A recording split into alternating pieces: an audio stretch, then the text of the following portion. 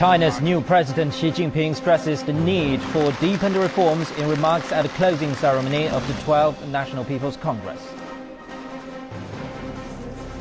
Political rivals join forces to back a new draft constitution in Zimbabwe in a referendum that could see President Mugabe extend his rule. Experts from Iran and P5+1 gather in the Turkish city of Istanbul to discuss Tehran's nuclear program. And on the heels of the Jimmy Savile scandal, another BBC employee faces more accusations of improper behavior. Hello there, welcome to News Hour on CCTV News. I'm Han Deng in Beijing. We start with our coverage on China's annual political season. China's new president has stressed the importance for deepened reforms and strengthening the anti-corruption campaign. Xi Jinping made remarks at closing ceremony of the first plenary session of the 12th National People's Congress. This session is being held for the clarification of goals and reinforcement of confidence. Lawmakers approved a number of important documents, including the government's work report, central budget and government restructuring plan. Han Bin reports. A wind of change to power the Chinese dream. Speaking to some 3,000 lawmakers, President Xi stated the determination of the new leadership for greater reforms. We should stick to the strategic thinking of putting development as our core principle, deepening reforms and opening up, so as to enhance the basis of realizing the Chinese dream of rejuvenation. This MPC session has accomplished the leadership change. It has also approved the new lineups for the State Council and the government ministries. Key is the government's restructuring plan, which reduces administrative intervention in the market. It's regarded as the prelude of actual reforms to take place to break monopolies and introduce fair competition. The essence of the plan is solving overlapping functions. The key is not simply to reduce the number of ministries, but to have their duties be more clarified. Maintaining sustained growth is still the top priority. China is stressing a changing growth model. Emphasis is on technological innovations, domestic spending, and financial liberalization. China has all the necessary factors to maintain 8% growth. Because as a middle-income country, China has a lot of good investment opportunity in industrial upgrading, in urbanization, in improved environment. Solving social disparity is another test. Reducing the income gap, giving farmers equal rights through urbanization, improving welfare benefits for the poor, and cleaning up the environment. Taxation and income distribution have been targeted for reform. The income distribution reform will be the most challenging and complicated one, as it touches the core interests of all people. This means real adjustments for the current interest groups. In the fight against corruption, the biggest challenge comes from the party itself. Deputies say effective prevention is more needed than punishment. Proposals include the declaration of officials' incomes, greater transparency in policymaking, and a strengthened supervision. Insist on improving the system, ruling out, removing all the loopholes that allow opportunity for corruption, simplifying the procedures so that the opportunity of abuse of power by the officials is reduced. Zhang Dejiang, the new top legislator, promised that the MPC will continue to provide legal support for the reforms as the two-week political season wrapped up. The overall reform plans have not been mapped out, but expectations are high among the lawmakers and ordinary Chinese to see the real implementation of the policies. The MPC deputies will gather at the same season next year to review the progress report of the new leadership. This year's MPC session holds special significance, and it's not only for the leadership transition, it's also sent out a strong message of deepened reforms that could profoundly transform the country in the near future. The statements and policies give a general idea how the new leadership hopes to accomplish maintaining economic growth, solving various problems of social issues to meet public expectations, and a moderately prosperous life for all Chinese. No one is more aware than the new leaders just how daunting the challenges are. Habib, CCTV, Beijing. Chinese Premier Li Keqiang says maintaining economic growth, improving people's livelihood, and safeguarding social justice are the Chinese government's top tasks. He made remarks at a press conference during the National People's Congress on Sunday. He says much still needs to be done to maintain economic growth. 持续发展经济。 The prospect for China's economic situation is still complicated. We must be prepared for the potential of diversity and handle the changing situation in a calm way. We need to maintain sustainable economic growth, prevent inflation, and control latent risks, so there will not be big fluctuations in our economic performance. To realize that goal, we've set target for our country by 2020 to register an annual GDP growth rate of around 7.5%. That may not be easy, but we have enormous potential domestic demand. The key is to have economic restructuring. Premier Li Keqiang also says the Chinese government will work to improve people's livelihoods by raising the income of the rural and urban population, especially low-income groups, and expand middle-income group. 点保障基本民生。 We shall create a social safety net by providing basic necessities for the entire population, including compulsory education, medical care, old age pensions, and housing. We shall work hard to gradually strengthen the weak links in our government's development. We shall advance a subsidized allowance system and a system for major illnesses. Chinese government will do its utmost to improve people's lives. For more insight on that, we're joined in the studio by Professor Huang Renwei. He's the Vice President of Shanghai Academy of Social Sciences.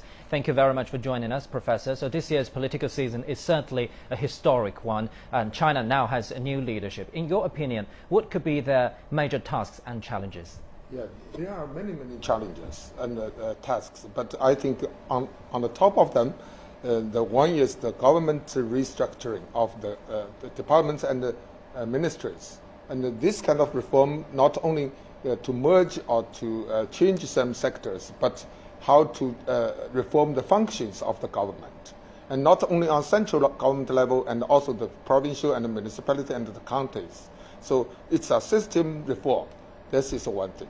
And the second is how to stimulate the domestic demand of our economy.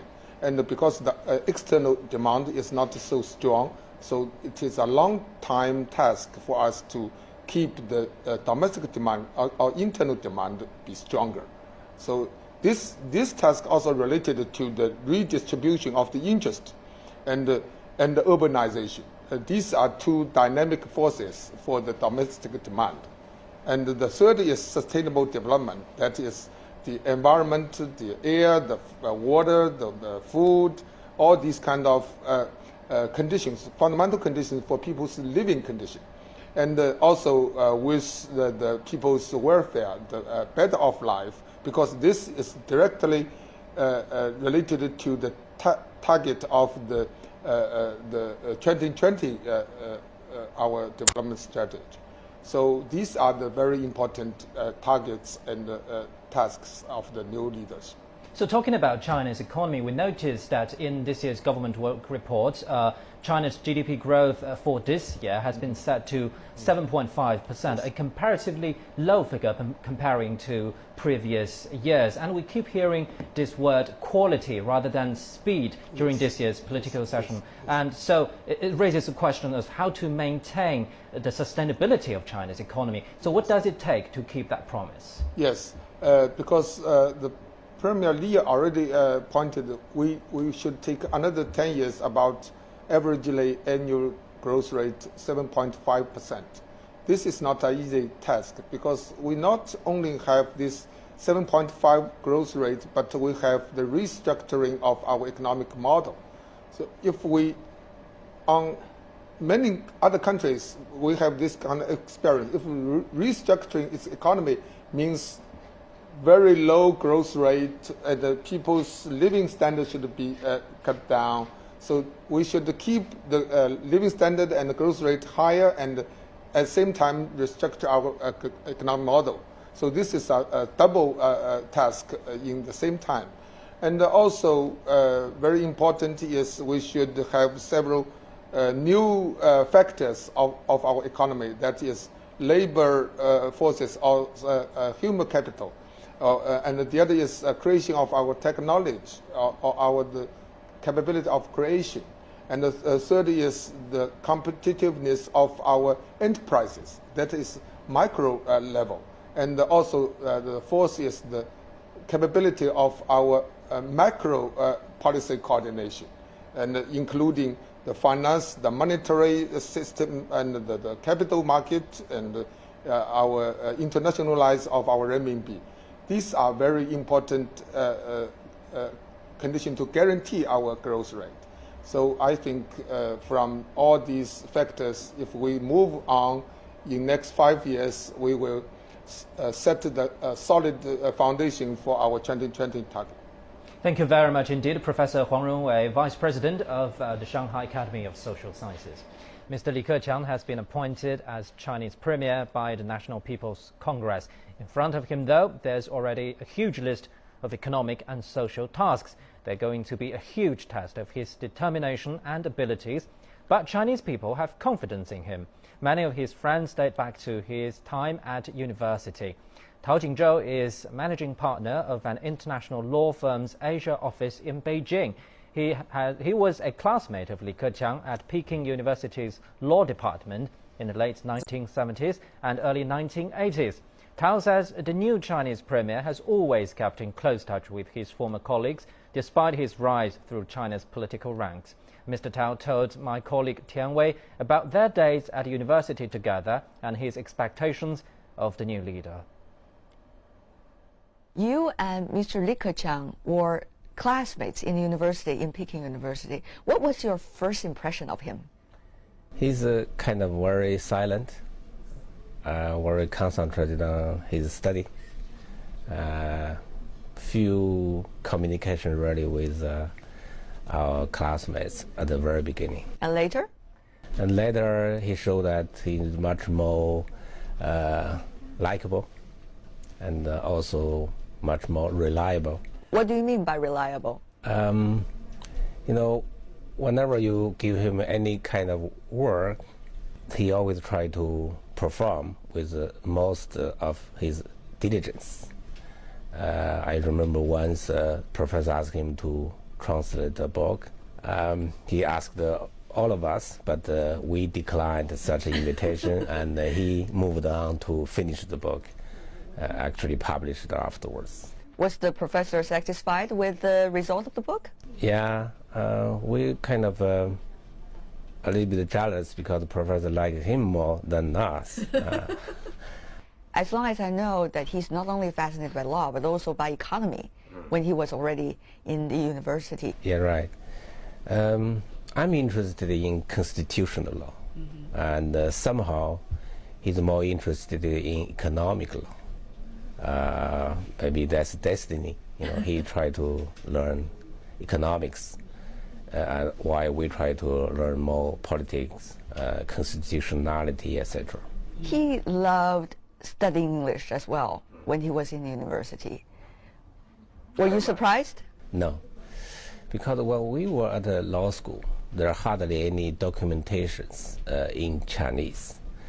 Whenever you want to have a direct access to information, you got to learn English. How is he spoken English? Shine, with a slight Anhui accent, but quite decent. And of course, things have changed so much since all of you have graduated from university in Beijing. Has he changed, you thought? I don't think so. Fundamentally, people cannot change. Fundamentally? What about on the surface? Surface, yeah, we all get older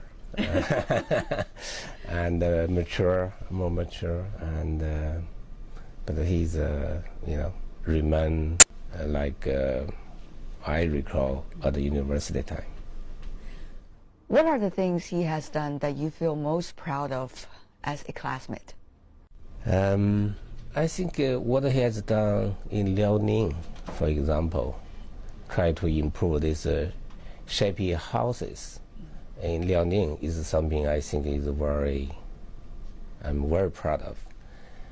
Instead of build a huge square with fancy buildings, he tried to really help poor people to improve their basic life. This is something I think which is very good. As a classmate, as a lawyer, as a professional who's been working in China for quite some time, yet traveling around the world, what are your expectations for him? I really hope that he can really put China in a good track, try really improve, for example, something like environment, housing of the people, Medicare, education system reform, really thousands of tasks he needed to undertake to make China a better place to live. If you got 1 minute, just say 1 minute time to got to meet him right now, what are you going to say to him? Or say nothing, just smile to each other, or just say, Keqiang, we all, behind you, we will support what you are going to do. We're confident you are going to make a good choice. Is he going to be strong enough to handle the tasks, you think? I think so. By character, he's a very strong man. Mr. Tao, thank you so much for being with us. Thank you. Onto world news now. It's reported that the DPRK has conducted a pair of short-range missile tests amid rising tensions on the Korean peninsula. South Korea's Yonhap news agency reported that the DPRK launched 2 KN-02 missiles on Friday. The DPRK's army had been conducting ammunition drills in the eastern waters of the peninsula. Earlier, the leader of the DPRK, Kim Jong-un, oversaw live ammunition drills meant to test the capability of artillery batteries under battle conditions. The exercises were reportedly aimed at the islands of Pyongyang and Yongbyon that lie just south of the northern limit line. Analysts say the missile launch and the ammunition drills are a response to the U.S.-South Korean joint military exercise Key Resolve. The South Korean Defense Ministry announced in a statement that Seoul is closely monitoring the situation in Pyongyang and is ready for any provocations from its northern neighbor. The DPRK has urged the United States to end its hostile policy towards it, saying there is no likelihood of bilateral talks as long as Washington sticks to its current stand. A spokesperson from the DPRK's foreign ministry says the U.S. is feeding the sentiment of sanctions and cracking down on Pyongyang by accusing the country of inflaming the situation on the Korean peninsula. The spokesperson also says his country has taken a self-defensive nuclear position in response to confusing messages from the United States. The U.S. Deputy Defense Minister Ashton Carter is paying a visit to Asian countries, including South Korea. Carter's visit will strengthen cooperation between the two countries over security issues, according to South Korean media reports. On Friday, the Pentagon added 14 more land-based missile interceptors to its west coast to counter any possible DPRK threat. The Indian Air Force has begun a major exercise, Live Wire, to hone its combat skills. Hundreds of fighters, helicopters, transport aircraft and drones from all 5 operational commands are testing both offensive and defensive air power capabilities. India's ground and navy forces will also take part in the exercise to test the 3 armies' joint capabilities. The exercise is the biggest in a decade, with all the country's air bases involved. The exercise comes close after the Air Force held a large firepower and bombing display, Iron Fist, at Pokhran last month. Asia's defense spending overtook Europe's last year, according to the International Institute for Strategic Studies. In its annual report on the world's militaries, it says that total defense spending in Asia in 2012 was about $315 billion, a 5% increase in 2011. Compared with 283 billion in Europe, a fall of more than 1.5% in the year before. It's the first time in modern history that Asia's defense spending has overtaken that of Europe's. It also noted the United States continues to dominate defense, accounting for about 45% of the global total. The institute had earlier predicted Asia would overtake and put a reason on Europe's widespread economic recession. Turning to Africa now, Zimbabweans have voted in a referendum on a new draft constitution which seeks to curb sweeping presidential powers and strengthen state institutions and human rights protection. The new constitution would also limit future presidents to a maximum of 2 5-year terms, but the limit would not apply retroactively, meaning current President Robert Mugabe could rule for another decade. Both the President and Prime Minister said they voted yes on Saturday, after all main party leaders called for the draft constitution to be adopted. But many fear the rare consensus won't guarantee an end to political violence ahead of crucial elections later this year. Past elections have been marred by violence and alleged vote rigging. About 9,400 voting stations were set up and 12 million ballot papers printed. The result is expected within 5 days. Despite calls from international observers, most Zimbabwean people living outside the country have been unable to take part in the referendum. Polling stations haven't been set up in any other countries, excluding millions from casting their vote. Guy Henderson reports. Now, there are well over 1 million Zimbabweans living in South Africa, which is by far the biggest Zimbabwean expat community of any country. Some of them, of course, have fled because of persecution back home. Many more probably have fled out of an economic need. They just cannot find a job back home and have been in acute poverty in Zimbabwe. Now, when they arrive, many of the Johannesburg arrivals come here to the Central Methodist Church in central Johannesburg, a church which has made a bit of a name for itself in recent years for helping out those new arrivals when they arrive in the city.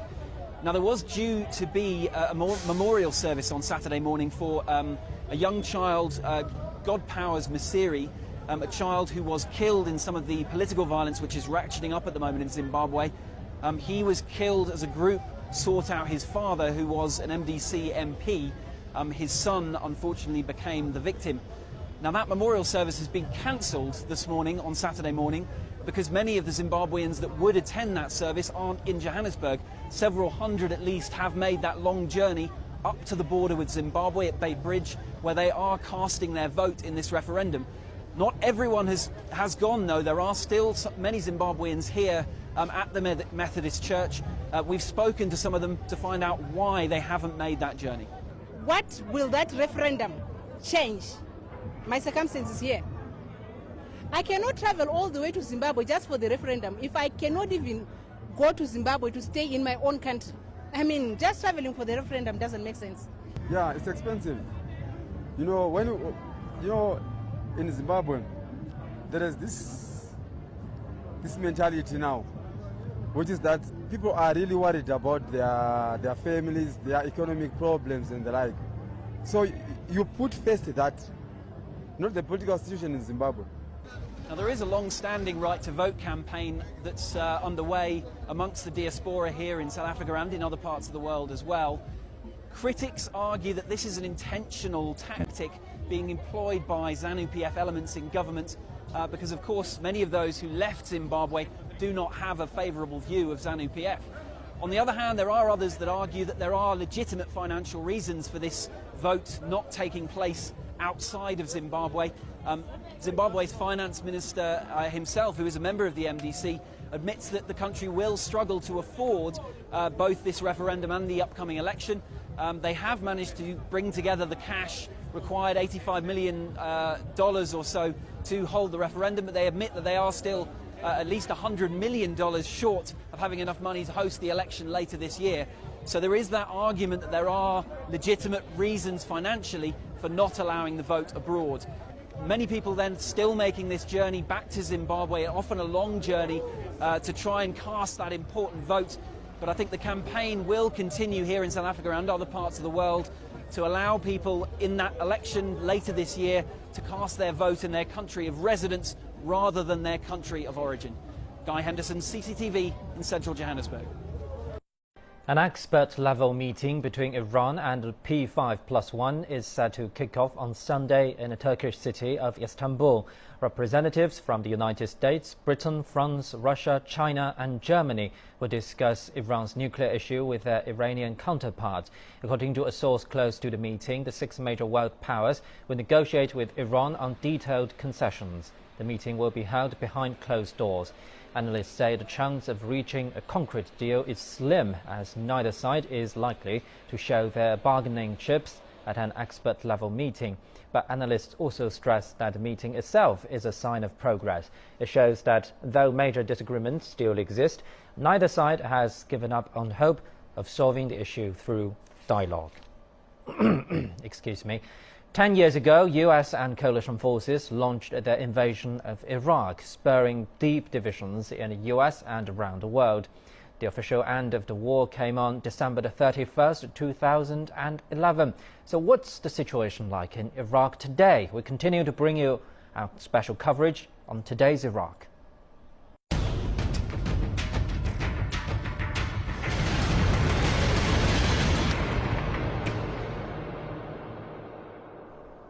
Iraqi people say the pulling out of international troops from their country has brought stability, but many other problems remain, although the government is now stepping up its effort. Wazam Al-Bayati reports. Even 10 years after the US-led invasion of Iraq, the country is still suffering of the lack of services and many other fields. The Iraqi government has announced that it has succeeded in rebuilding only 55% of the country's infrastructure. After the US-led invasion of Iraq, the country has relied on the imported goods, especially the grocery. Iraq is importing the foodstuff and grocery from Syria, Jordan, Iran and Turkey. Since the withdrawal of the last US soldier from Iraq, the Iraqi government has started to make more efforts to improve the country's economy and came up with several plans and strategies to achieve its goal. The Syrian unrest encouraged the Iraqi government to review its strategy to reduce the imported grocery and decided to support the Iraqi farmers and supply them with the required equipments. The unrest in Syria forced the government to review its agriculture future plans and amended it. As a result, I see that the market is much better than the pre-US withdrawal period. I see the variety of the food goods and a large scale of grocery items and categories. The grocery sellers have agreed that comparing with the pre-US withdrawal time, the prices are much less than they were before, which enabled the people to buy more. During the presence of the U.S. troops, the market was containing this much of items, and we were relying on the imported goods. But you can see that today we have many options to take during the shopping process. The Iraqi people said that the government has made great achievements and showed optimism towards the country's future. They further added that the local agriculture has helped in breaking the prices of the important grocery and encouraged the people to buy more items and seal their daily demands. The effort of the Iraqi officials are so obvious. The Iraqi malls and markets are competing the international markets, especially the grocery-wise. We have everything in our markets today. According to the political observers, they described the 9 years of the U.S. occupation as a dark era, saying that the brutality of the U.S. forces and the scale of the humanitarian crimes which they have committed against the Iraqi people will remain in the Iraqi minds. Praising the Iraqi officials' efforts in strengthening the country's economy is what the Iraqi people have agreed upon. Moreover, they called on the Iraqi Prime Minister Nouri al-Maliki to pay more attention for the agriculture in Iraq and change the country's status from an importer to exporter. Wissam Al-Bayati, CCTV, Baghdad. Kamil al-Zaidi must have one of the toughest jobs in Iraq, as the head of Baghdad's provincial council is trying to restore the capital's infrastructure. While there have been many improvements since 2006, violence and bombings are still common, and he himself has been the subject of some failed assassination attempts. He sat down with CCTV News and laid out his plans to tackle the challenges. The seat of power. It may mean differently before and after the war. This is the Baghdad Provincial Council. Mr. Kamal al-Zaidi is the president of the council. He's in charge of one of the most important provinces in Iraq and the nation's capital, which has seen much improvement since 2006, but is still in the threat of bomb attacks. Mr. Zaidi himself has survived several assassination attempts. And today he sat down with CCTV News and laid out his vision on how to tackle the multifaceted challenges in Baghdad. Well, Mr. Zaidi, thank you for agreeing to the interview from CCTV. Let's talk about one of the challenges that you might be facing, the public service sector provided by the government in the capital. We have seen power outages during our several stays in Baghdad. There is no sound water supply system. So what is your evaluation of the public services in Baghdad? Yes, in these questions I would like to answer you. Because we inherited damage by that from the old regime. All the services were destroyed totally, or half of it. In a water pump and for electricity, we achieved a lot, but we are waiting in order to open this new sector or these companies. In the leveling of streets, yes, we are in progress with that. For that we are waiting in order to open these projects nearly or next year, all these projects in their way in order to open or use. Let's talk about water supply in more details, because we visited some middle-class families. They refuse to drink water from the tap, saying that they are contaminated. They would rather buy bottled water in the supermarket. So when do you think there will be a reliable, clean water system for everybody in Baghdad? Yes, of course, concerning that question, you're asking about the water. Yes, there is a sector and we have a center in order to test the water and give the citizen of Iraq reliable water. But we face a problem in Baghdad, especially in Baghdad. There is a random housing run in Baghdad. This is not planned well, and those people whom live in random housing, they violate the pipeline of water. Some people damage this pipeline and broke it, then the water mixed with other things. Yes, I'm sure, and I'm ready to tell you that we have 25 sector of random house, and with all these things, but we are working to provide a better water for them, and this water, yes, they are violate the law when they are sitting in this random housing, but we are working over for our humanitarian things to provide water for them. Yes, there are a lot of problems, I believe, that the Baghdad Council is facing, but it has been 10 years since the war. What is your evaluation of the progress of reconstruction in Baghdad? Definitely, the time is that after 10 years, the council faced a lot of problems. These problems came because we have a bad management within the state companies, and also we need new laws. New laws in the parliament, because the parliament delayed some laws that provide to them the authorization and jurisdictions to fired corrupted people or fired those people who are not good to manage their work. For example, in the municipality of Baghdad, there is a lot of problem. We are trying to change this. We hope for the next time we can do a lot concerning those problems. 10 years ago, the US-led invasion of Iraq put an end to Saddam Hussein's ruling, but for Iraqi women, the war did not bring liberation. Despite its recent opening to the West, Iraq remains a very conservative society with very traditional views on gender roles. Kate Parkinson reports from northern Iraq. In a society which takes a dim view of women in sport, these female players are pushing boundaries. With a championship match coming up, they take their training seriously and insist they have as much right to be on the pitch as men do. Of course, women should be equal. Even in the Quran, it says women should be equal in everything.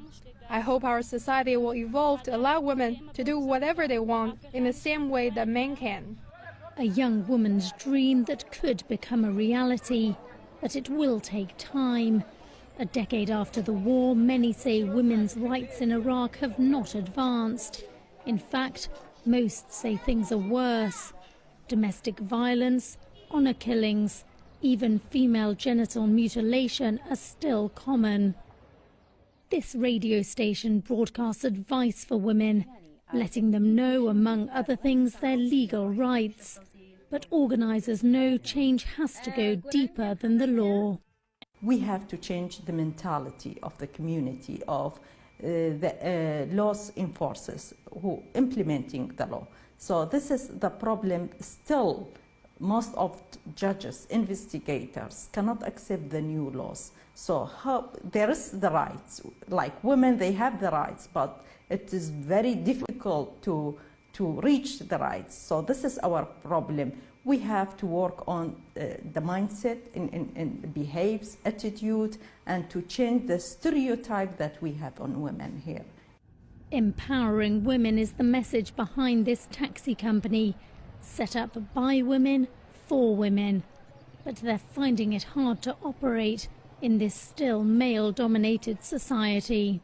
We started Pink Taxi with 4 cars, but one of the most problem here is that we cannot find good drivers here, because many women here can drive, but their family don't like to be a taxi driver. Their son, their husbands, they don't like to be a taxi driver. Gender equality and empowerment for women are of growing importance here. But even the women in Kurdistan admit they still have a long way to go. Kate Parkinson, CCTV, Erbil in northern Iraq. On to other news, a Swiss tourist has been gang-raped in the central Indian state of Madhya Pradesh. 13 men are currently being questioned, according to Indian media. A local police official says the woman and her husband were camping in a forest when they were attacked by a group of 8 men on Friday. The couple were beaten and robbed, and the woman was then gang-raped. There have been widespread protest in India of the country's poor record on dealing with sexual attacks against women. The movement was sparked by the fatal gang rape of a student in New Delhi in December. A second BBC presenter has been arrested on suspicion of sexual offences following the Jimmy Savile scandal. David Lee Travis, a former Radio 1 DJ, faces 11 allegations. Travis denies them, saying he is innocent. He has been bailed until next month. It's not the first time the former DJ has been arrested over sex assault claims. Last November, he was arrested in connection with the Savile investigation. The two worked together at the BBC for 25 years, and Travis has been off air since last year's arrest. St. Patrick's Day is a global celebration of Irish culture, one that's deeply rooted in arts, music and literature. The traditional festival is also a shot in the arm for Ireland's tourism industry. Luada Sexton reports. Tourism is worth €3.5 billion to the Irish economy, employing 200,000 people. Last year alone, the small island attracted 7.3 million international tourists. A major allure is Ireland's national day, St. Patrick's Day, celebrated widely across the globe. We've seen a recovery in tourism numbers in the last 2 years. We've seen them grow from many markets. For example, from longer haul markets such as China, India and out in Asia. We've seen record numbers of people come to Ireland in the course of 2012, and we expect to see that record again in 2013 being broken. But St. Patrick's Day comes at a great time of the year. St. Patrick is our patron saint, and to have a national day where countries around the world stop everything, have parades, civic leaders, toast your country, is something that many other countries are green with envy about. The government is spending €35,000 on a global greening initiative that will see major landmarks and iconic buildings worldwide go green on March the 17th. Starting 4 years ago with the Sydney Opera House, the greening has now expanded internationally, with over 50 buildings going green this year, including for the first time the Pyramids of Giza in Egypt and the Christ the Redeemer statue in Rio de Janeiro. I think we would normally bring in over 120,000 international visitors, but this year with the efforts with all the tourism agencies and the marketing that's gone on around the world and our own marketing for St. Patrick's Festival, that's going to be a lot bigger. To coincide with celebrations, the government here is pushing trade and enterprise globally.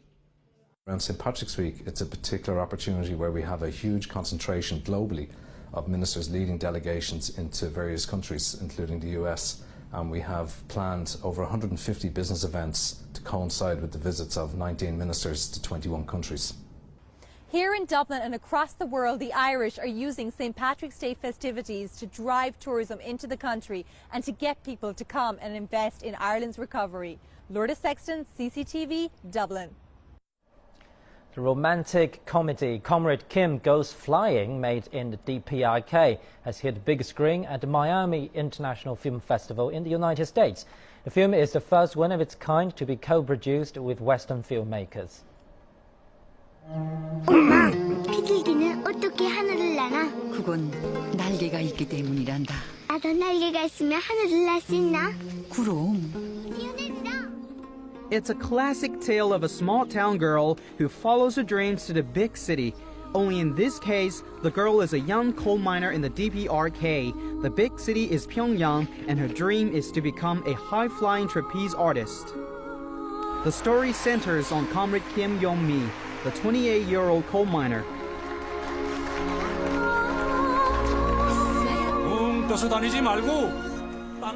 Her love for acrobatics leads her to Pyongyang. Although Kim works for a year on a construction site, her passion never fades. In the end, Kim overcomes many obstacles and realizes her dream. In the meantime, she also finds her Mr. Right. The heartwarming tale appeals to many in the audience. It was different than what I'm used to, and that's always refreshing. It's enlightening. A lot of things are the same usually, so it was nice to see the different touches. At least from me, I really don't know too much about North Korea, because usually they tend to be very kind of drifted apart from the rest of the world. So it was a nice way to look into their country, more or less what it's about. I thought it was really exciting.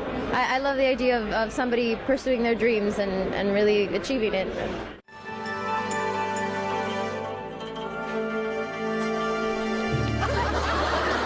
Comrade Kim Goes Flying is a collaboration between the DTRH director and 2 European filmmakers. But for the US premiere, only the British co-director Nicholas Bonner was present. The film will now head to San Francisco. They went with CCTV. That's it for this edition of News Hour on CCTV News. I'm Han Dong in Beijing. Bye-bye.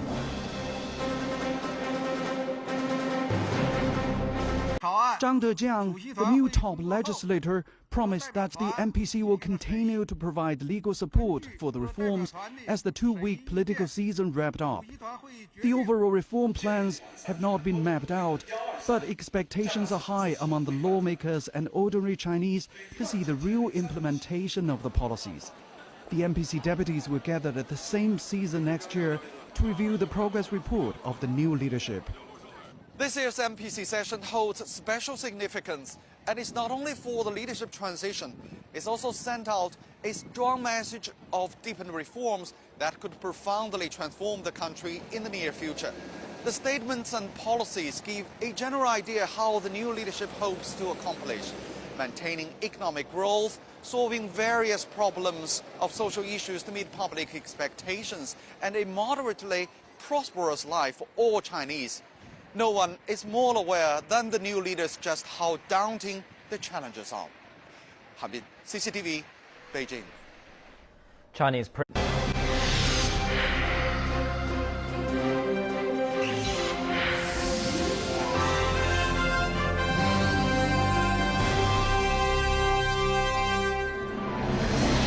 China's new President Xi Jinping stresses the need for deepened reforms in remarks at the closing ceremony of the 12th National People's Congress.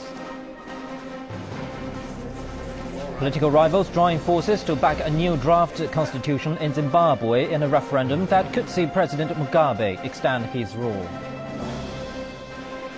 Experts from Iran and P5+1 gather in the Turkish city of Istanbul to discuss Tehran's nuclear program.